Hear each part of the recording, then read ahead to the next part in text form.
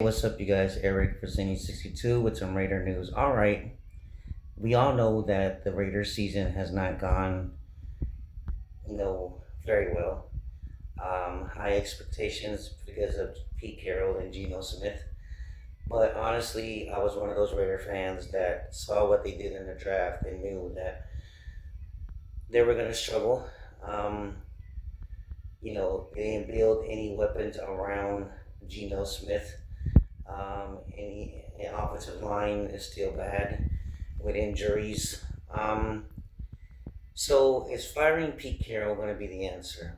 Then what is your backup plan after that?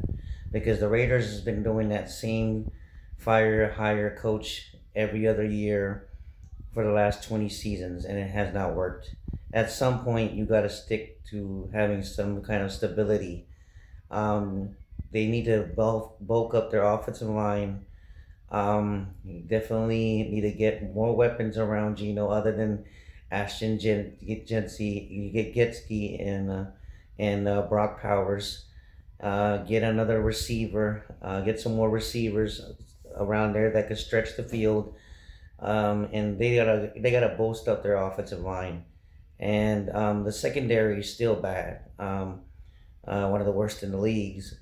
So they gotta bulk up their defense and get some good safeties. We haven't had a really good shutdown corner since Charles Woodson, in my opinion, number 24. So, yeah, they need to build up the offensive line, get some more weapons around Geno, and see where you go from there. But firing Pete Carroll right now, that's not the answer, because then you're just gonna be with the same result.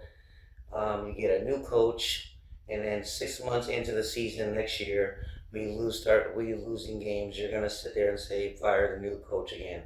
So firing the guy is not the right idea. You just have to get weapons around Geno Smith, build the offensive line, get the run game going, and straighten up that secondary and that defense, and get help from Max Crosby on the defensive line.